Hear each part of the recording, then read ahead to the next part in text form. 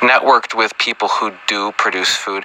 You have mentioned in the past you've taken up the hobby of being a urban farmer, and I wonder if you could just give us kind of what are your 1, 2, or 3 top priorities, or the first things you dipped your toe into in that regards, to get people thinking that there's more to this preparedness than just like stacking up gold and silver. There's other things they should be thinking about as well. All right, so now you see them talking about being prepared for a major collapse in the United States. Listen to what she says next.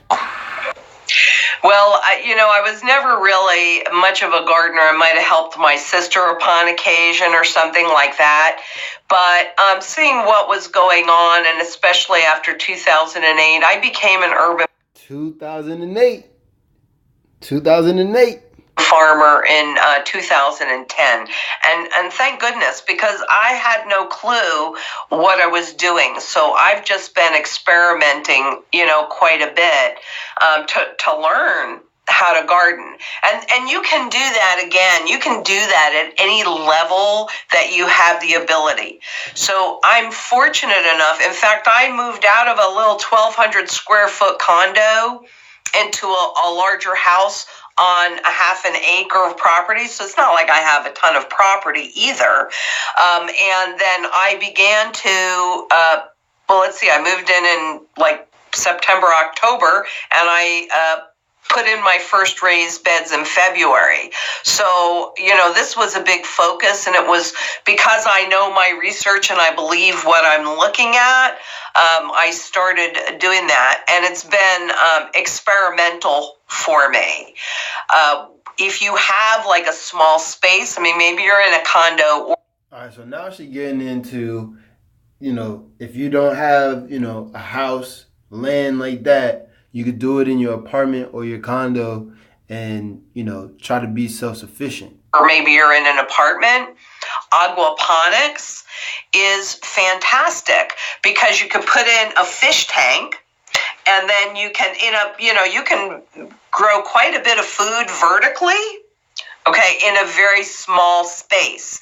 So you can put a fish tank on the bottom, have the water run all the way through it. The fish actually creates the nutrition for the plants.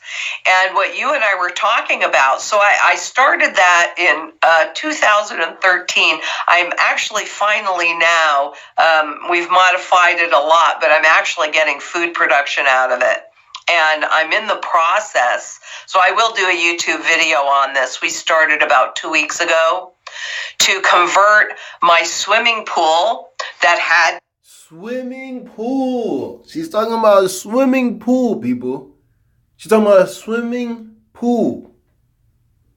She's converting it into...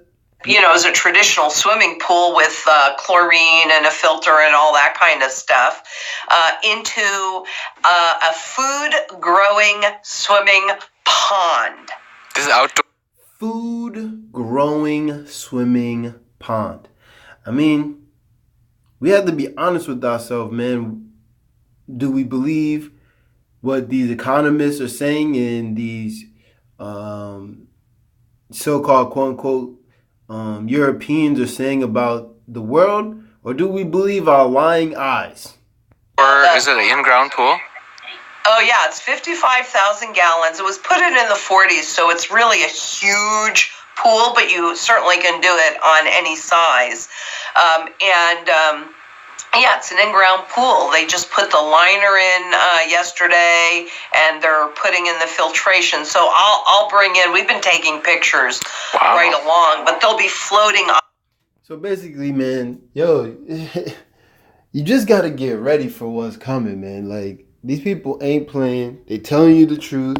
It's just up to you to, work with the people that you with around you that want the same things, and if you can't find anybody, look for people that's doing what you want to do and bring your skills or whatever you got to the table. So I'm just showing you what these people are saying. Thanks for watching, man.